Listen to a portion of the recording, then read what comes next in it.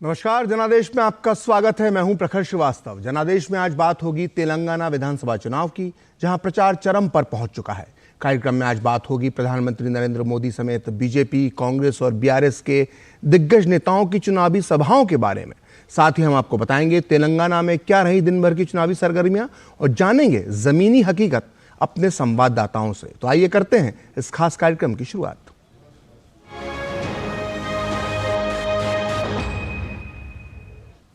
तो तेलंगाना विधानसभा चुनाव के लिए प्रचार चरम पर पहुंच चुका है। प्रधानमंत्री नरेंद्र मोदी ने करीमनगर और महबूबाबाद में विशाल जनसभाएं की और हैदराबाद में वहीं एक भव्य रोड शो किया। इस दौरान उन्होंने प्रदेश की बीआरएस सरकार और कांग्रेस को निशाने पर लिया। उन्होंने विकसित और समृद्ध तेलंगाना के निर्माण के लिए बीजेपी को वोट देने की अपील की।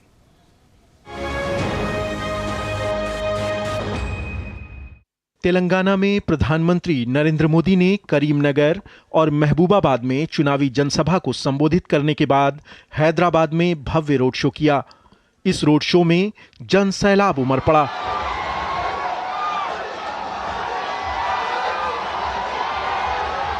करीमनगर की जनसभा में प्रधानमंत्री ने केसीआर के भ्रष्टाचार और कांग्रेस के परिवारवाद का मुद्दा जनता के सामने रखा।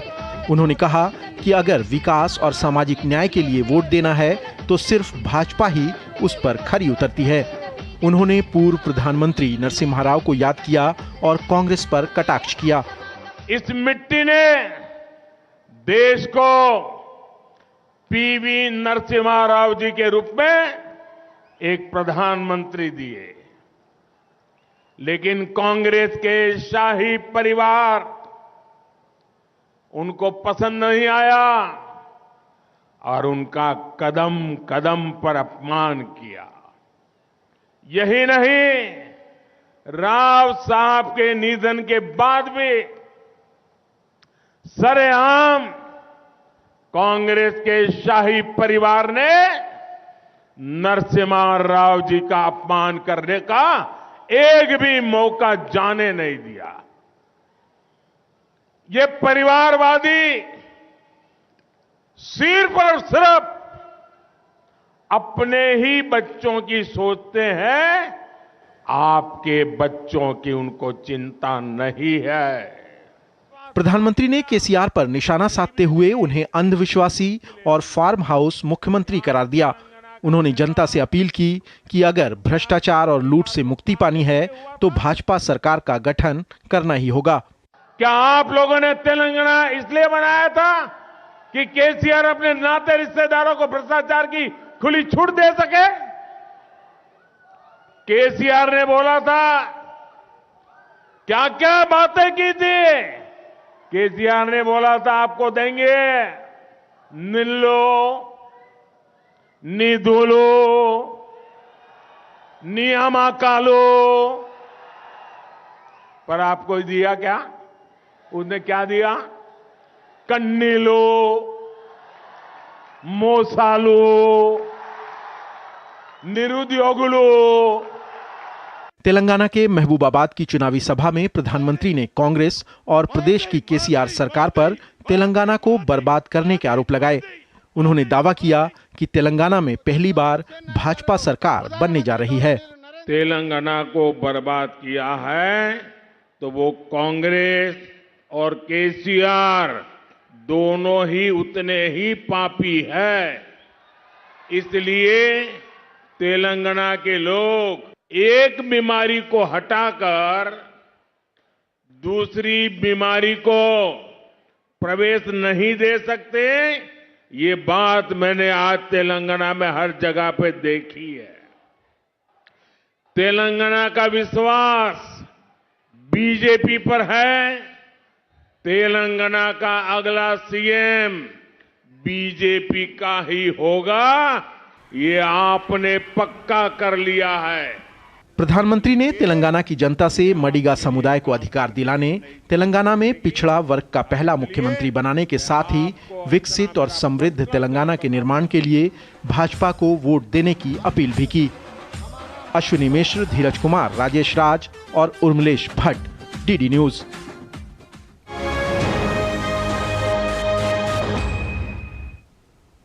प्रधानमंत्री नरेंद्र मोदी के अलावा तेलंगाना में कांग्रेस, बीजेपी और बीआरएस के दिग्गज नेताओं ने भी प्रचार किया। बीजेपी अध्यक्ष जेपी नड्डा और पार्टी के वरिष्ठ नेता अमित शाह ने प्रदेश में कई चुनावी सभाएं की और रोड शो किए, तो कांग्रेस की तरफ से पार्टी अध्यक्ष खड़गे और महासचिव प्रियंका गांधी वाड्रा ने प्रचार की कमान संभाली।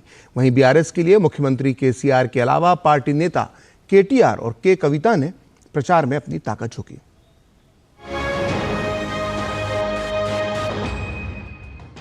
बीजेपी अध्यक्ष जेपी नड्डा ने कामारेड्डी और निजामाबाद की जनसभाओं में भ्रष्टाचार को लेकर तेलंगाना की केसीआर सरकार पर निशाना साधा। उन्होंने तेलंगाना में बीजेपी सरकार बनने पर भ्रष्टाचार के मामलों की जांच कराकर दोषियों को जेल भेजने की बात कही। जगतियाल में रोड शो के दौरान उन्होंने कांग्रेस और बीआरएस को एक ही सिक्के का दो पहलू बताया। बीआरएस और कांग्रेस ये दोनों ही एक ही सिक्के के दो पहलू हैं और दोनों ही भ्रष्टाचारी हैं, दोनों ही करप्शन करने वाले लोग हैं। केंद्रीय गृह मंत्री और बीजेपी के वरिष्ठ नेता अमित शाह ने पेद्दापल्ली और मंचेरियल में भव्य रोड शो किया। उन्होंने करीमनगर में जनसभा को संबोधित करते हुए कहा कि प्रधानमंत्री नरेंद्र मोदी ने देश को समृद्ध और सुरक्षित बनाने का काम किया है। 22 जनवरी को मोदी जी अयोध्या में रामलल्ला का प्राण प्रतिष्ठा करने वाले हैं और हमने तय किया है पूरे तेलंगाना में जिसको भी राम मंदिर का दर्शन करना है उसको बारी बारी सरकार के द्वारा फ्री ऑफ कॉस्ट अयोध्या जाने की व्यवस्था भारतीय जनता पार्टी करेगी। इस बीच केंद्रीय मंत्री और तेलंगाना भाजपा अध्यक्ष जी किशन रेड्डी ने कहा कि अगर उनकी पार्टी राज्य में सत्ता में आती है तो हैदराबाद का नाम बदलकर भाग्यनगर कर दिया जाएगा। उत्तर प्रदेश के मुख्यमंत्री योगी आदित्यनाथ ने तेलंगाना में अपनी चुनावी सभाओं में कहा था कि हैदराबाद का नाम भाग्यनगर कर देना चाहिए। हमारा मुख्यमंत्री योगी जी और हेमंत बिश्वास जी पहले ही बता चुके हैं, हम सत्ता में आए तो हैदराबाद का नाम बदल देंगे। हम हैदराबाद का नाम भी भाग्यनगर के नाम पर हमारा सत्ता में आने का तो हम बदलाव करेंगे। दूसरी तरफ कांग्रेस नेताओं ने भी जमकर प्रचार किया। कांग्रेस अध्यक्ष मल्लिकार्जुन खड़गे ने मेंढक जिले के नरसापुर में चुनावी सभा को संबोधित किया, तो कांग्रेस महासचिव प्रियंका गांधी ने भोंगीर, गढ़वाल और कोडंगल में चुनावी सभाएं की। तेलंगाना की जनता बिकेगी नहीं। तेलंगाना की जनता अपने अधिकारों के लिए पहले भी लड़ी है, आज भी लड़ेगी। कांग्रेस नेता सचिन पायलट भी पार्टी के प्रचार के लिए हैदराबाद पहुंचे। उन्होंने कहा कि बीआरएस ने 10 साल में अपने वादे पूरे नहीं किए, लेकिन कांग्रेस पार्टी सरकार बनने पर अपने किए सारे वादे पूरे करेगी। People have given BRS 10 years to govern. They should have fulfilled their own promises. Small states were created to create more jobs, to create more satisfied young people. Unfortunately, in Telangana, those dreams have not been fulfilled. Congress party today is committed to our manifesto, and once we form the government, we will fulfill all our promises. सत्तारूढ़ BRS प्रमुख और मुख्यमंत्री के चंद्रशेखर राव ने भी प्रदेश में कई जनसभाएं की, तो वहीं बीआरएस नेता के कविता ने कांग्रेस को निशाने पर लिया। कांग्रेस 20 साल यहाँ पे हुकूमत करी, 55 साल हुकूमत करी, 11 बार आपने उनको मौका दिया, क्या पीने का पानी तक दे पाई आपको कांग्रेस? क्या दिया उन्होंने? दिया है तो सिर्फ दंगे दिए हमें, दिया है तो लगातार धोखा दिया कांग्रेस ने हमें। तेलंगाना विधानसभा की 119 सीटों के लिए मंगलवार शाम प्रचार थम जाएगा। 30 नवंबर को मतदान और 3 दिसंबर को वोटों की गिनती होगी। Bureau report, DD news.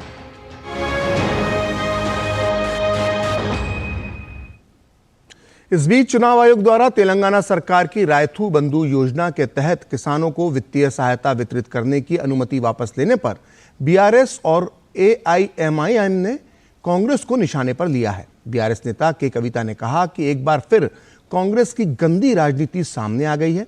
उन्होंने कहा कि कांग्रेस ने चुनाव आयोग जाकर रायथू बंधु योजना के खिलाफ शिकायत दर्ज की थी, जो उनका किसान विरोधी चेहरे को सामने दिखाता है। के कविता ने तेलंगाना की जनता से अपने वोट के जरिए कांग्रेस को करारा जवाब देने की अपील की है। Telangana farmers have realized that Congress party has been time and again complaining to Election Commission of India for an ongoing program in which in last 10 seasons we have disbursed about 72,000 crores to 65 lakh farmers across Telangana. It was not a program that was announced in our last election manifesto. It was not a program related to election at all. But then Congress party time and again, who is threatened that the vote bank of entire farmers of Telangana is with BRS party, is trying to trouble the farmers of Telangana.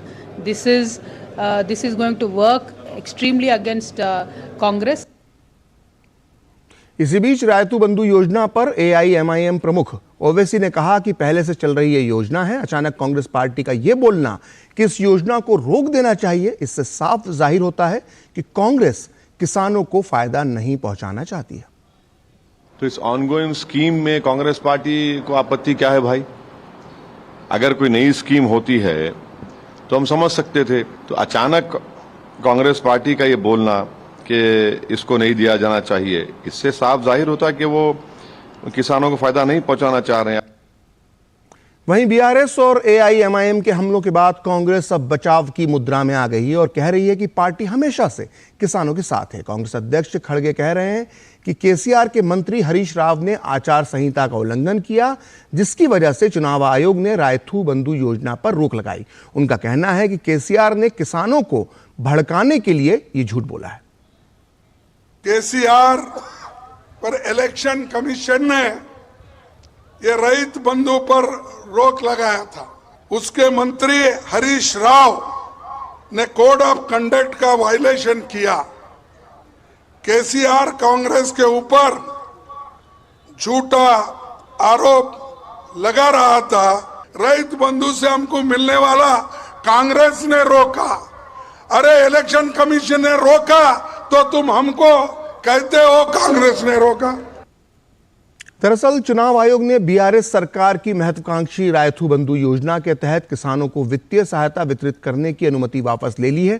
आयोग ने कहा है कि जब तक राज्य में आचार संहिता लागू रहेगी तब तक ये योजना के तहत किसी प्रकार की वित्तीय मदद नहीं दी जाएगी। राज्य में विधानसभा चुनाव के चलते आदर्श आचार संहिता लागू है। ऐसे में राज्य सरकार ने चुनाव आयोग से रायतू बंधु योजना के तहत किसानों के बैंक खातों में सब्सिडी का पैसा वितरित करने की अनुमति मांगी थी। आयोग ने इसकी मंजूरी भी दे दी थी, लेकिन कांग्रेस और अन्य पार्टियों ने इसका विरोध किया और तर्क दिया कि इससे मतदाता प्रभावित हो सकते हैं, जिसके बाद चुनाव आयोग ने यह अनुमति वापस ले ली है और अब इसे लेकर विवाद हो रहा है। उधर बीजेपी के उच्च स्तरीय प्रतिनिधि मंडल ने चुनाव आयोग से मुलाकात कर आदर्श आचार संहिता उल्लंघन के मामले में कर्नाटक सरकार और कांग्रेस पर कार्रवाई की मांग की है। चुनाव आयोग ने शिकायत में बीजेपी ने कहा कि कर्नाटक में कांग्रेस के नेतृत्व वाली सरकार तेलंगाना विधानसभा चुनाव को ध्यान में रखते हुए विज्ञापन दे रही है। बीजेपी ने कहा कि कांग्रेस ने दूसरे राज्य में चुनाव को प्रभावित करने के लिए जनता के पैसे का इस्तेमाल किया, जो चुनाव नियमों का उल्लंघन है और इसके लिए कांग्रेस और कर्नाटक सरकार को जवाबदेह ठहराया जाना चाहिए। कांग्रेस ने अपने चुनाव प्रचार के अंतिम दिनों में मॉडल कोड ऑफ कंडक्ट का और रिप्रेजेंटेशन ऑफ पीपल एक्ट में जो करप्ट प्रैक्टिसेस कही जाती है उसको पूरी तरीके से उल्लंघन करना और करप्ट प्रैक्टिसेस का प्रयोग करना, इस प्रकार का प्रदर्शन किया जो पूरी तरीके से निंदनीय है पर कानूनी एक्शन के लायक भी है। यह कांग्रेस के द्वारा निरंतर चुनावों में मूल्यों का अवमूल्यन या मर्यादाओं के ध्वस्त करने का एक और प्रमाण है। इसलिए इस विषय के लिए कांग्रेस पार्टी और कर्नाटक सरकार दोनों का उत्तरदायित्व सुनिश्चित किया जाना चाहिए। फिलहाल जनादेश में वक्त है एक ब्रेक का और ब्रेक के बाद भी चुनावी खबरों का सिलसिला जारी रहेगा।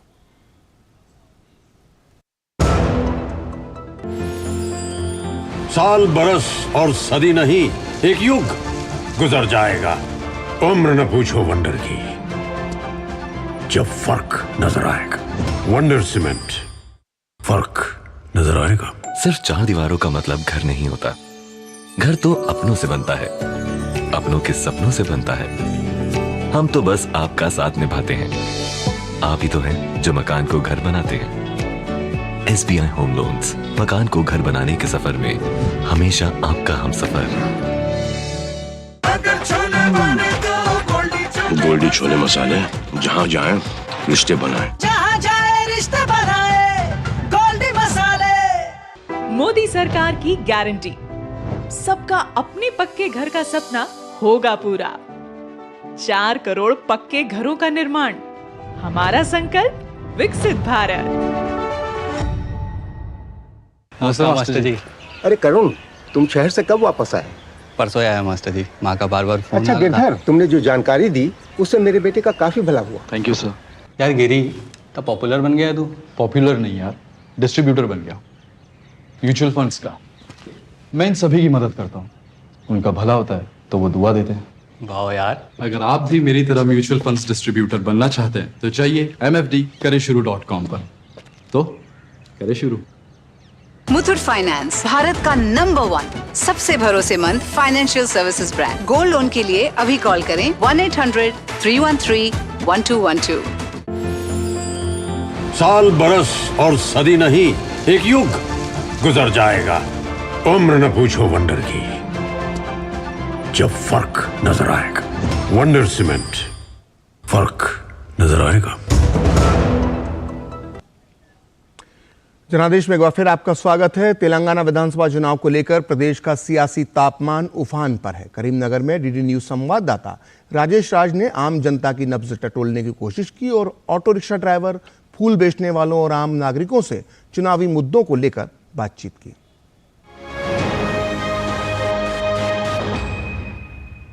तेलंगाना में मौसम का मिजाज भले ही नॉर्मल हो, लेकिन सियासी पारा चढ़ता हुआ दिखाई पड़ रहा है। क्या है मुद्दे और क्या है यहाँ की समस्याएं, जनता किन मुद्दों के आधार पर वोटिंग कर रही है, ऑटो वालों की क्या समस्या है, इस पर हम ऑटो वाले लोगों से आपको सीधे रूबरू कराते हैं। किस मुद्दे के आधार पर वोटिंग कर रहे हैं आप लोग और क्या समस्या है ऑटो वाले लोग? ऑटो वाला का समस्या बोले तो ये महीने में मेरे को ज़्यादा तनख्वाह भी नहीं कमाते, उसके लिए इसका एक साल में 12,000 रुपये खर्चा आते, वो आंध्र प्रभुत्व दे रहे हैं, वो तेलंगाना में देना पड़ता। किस मुद्दे के आधार पर लोग वोटिंग कर रहे हैं, क्या इशूज हैं यहाँ पे? देखो कितना पढ़ के आए, नौकर भी तो नहीं मिल रहा। थोड़ा लोग अच्छा पढ़ के ड्राइवर कर रहे, फैमिली को पालने के लिए बहुत मेहनत कर रहे। कोई भी ड्राइवर रहने दो, उसका जीने के लिए बहुत तकलीफ हो रहा है। आम लोग जो है तेलंगाना में क्या कुछ सोच रहे हैं, इस पर हम बात करेंगे। किन मुद्दों के आधार पर जनता जो है वो नेताओं से सवाल पूछ रही है?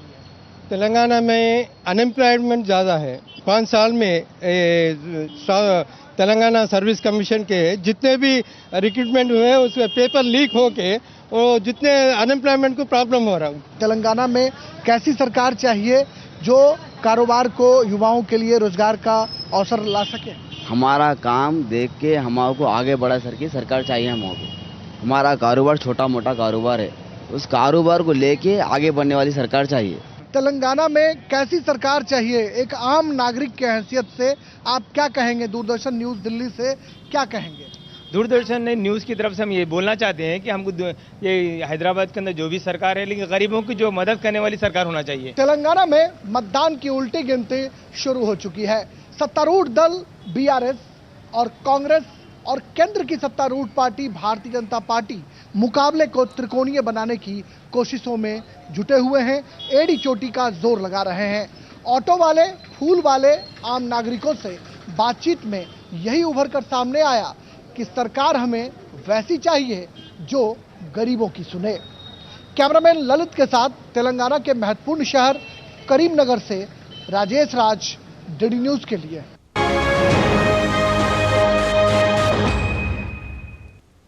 फिलहाल जनादेश में वक्त है एक ब्रेक का। ब्रेक के बाद भी चुनावी खबरें जारी रहेंगी। साल बरस और सदी नहीं, एक युग गुजर जाएगा। उम्र न पूछो वंडर की, जब फर्क नजर आएगा। वंडर सीमेंट, फर्क नजर आएगा। Ashutosh Verma, mutual funds distributor. अरे सर जी, म्यूचुअल फंड वाले खुद ही कहते रहते हैं डायरेक्ट इन्वेस्टमेंट कर लो। सारे डायरेक्ट इन्वेस्टमेंट करेंगे तो आपका कौन पूछेगा? हम यहाँ क्यों बैठे? गड्डी सीखने के लिए? सर जी, म्यूचुअल फंड्स का भी सेम फंडा है, शुरुआत में किसी ना किसी को तो म्यूचुअल फंड्स की सारी जानकारी देनी होगी ना। मैंने भी शुरुआत करनी है। आप भी मेरे तरह म्यूचुअल फंड्स डिस्ट्रीब्यूटर बन सकते हैं। जानिए कैसे mfdkarenshuru.com पर। तो करें शुरू। दादी, आज भी आपकी चाय की दुकान बंद थी? 1 महीने से बीमार हूँ, काम बंद और इलाज का खर्चा अलग। आयुष्मान कार्ड नहीं बनवाया? नाम सुना है, कहाँ बनवाना है, कैसे बनवाना है, इस उम्र में भाग दौड़। कार्ड अभी बन जाएगा। आयुष्मान ऐप पर जाकर अपना या परिवार के सदस्य का नाम लाभार्थी सूची में ढूंढें, आधार, OTP या फेस ऑथ द्वारा ऑथेंटिकेट करें, डिटेल्स भरें, अब मोबाइल से फोटो खींचकर अपलोड करें। बन गया। अब ठीक होकर अपने हाथ की चाय पिला दो। और एक प्रकार से PM जय अब गरीबों की जय बन गई है। 5 लाख तक के मुफ्त उपचार की गारंटी, स्वास्थ्य का वरदान आयुष्मान। साल, बरस और सदी नहीं, एक युग गुजर जाएगा। उम्र न पूछो वंडर की, जब फर्क नजर आएगा। वंडर सीमेंट, फर्क नजर आएगा। ब्रेक के बाद जनादेश में एक बार आपका फिर स्वागत है। तेलंगाना की केसीआर सरकार इस विधानसभा चुनाव में बार बार किसानों के मुद्दे पर घिरती नजर आ रही है।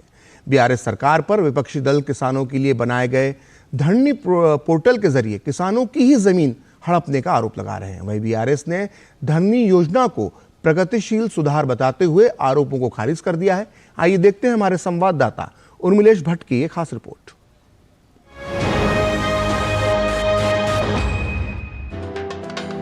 मुख्यमंत्री के चंद्रशेखर राव ने अक्टूबर 2020 में एकीकृत भूमि रिकॉर्ड प्रबंधन प्रणाली के लिए धरनी पोर्टल लॉन्च किया था, जिसका उद्देश्य भूमि पंजीकरण से संबंधित मामलों में सुधार और शिकायतों का समाधान करना था। लेकिन तेलंगाना के किसान और उससे जुड़े संगठन कह रहे हैं कि धरनी पोर्टल के जरिए सरकार ने किसानों के साथ धोखा किया है और इस पोर्टल के बाद किसान कई योजनाओं से महरूम हो गए हैं।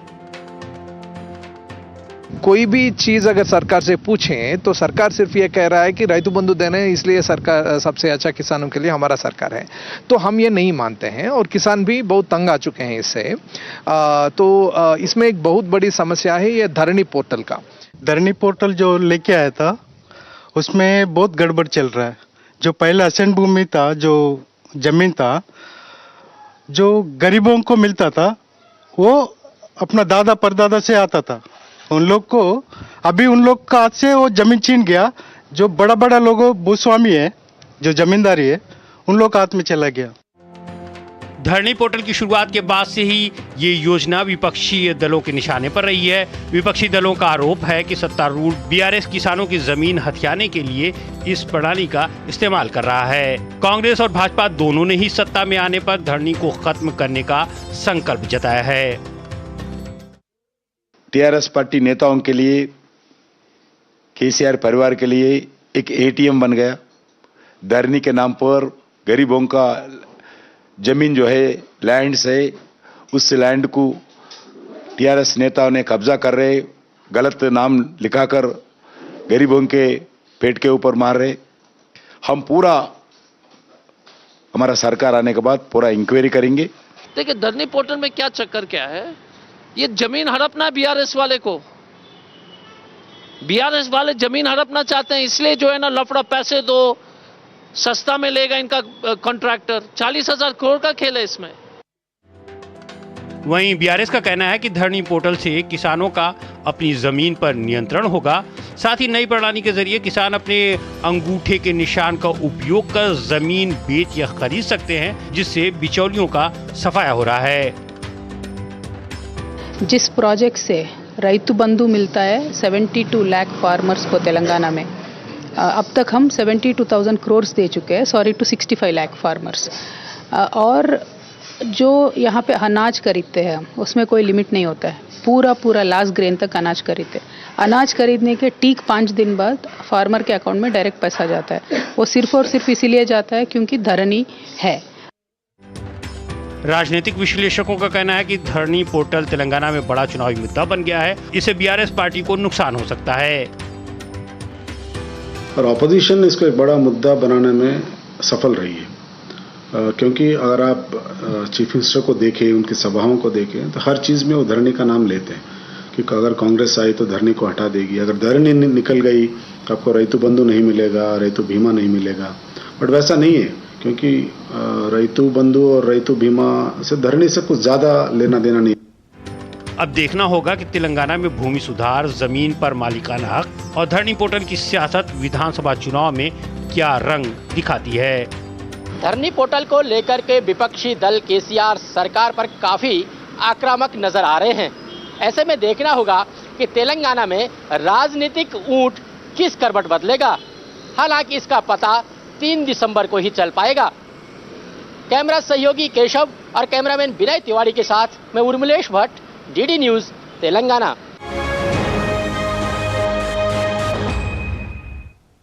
तो फिलहाल जनादेश में इतना ही। आप देखते रहिए डीडी न्यूज।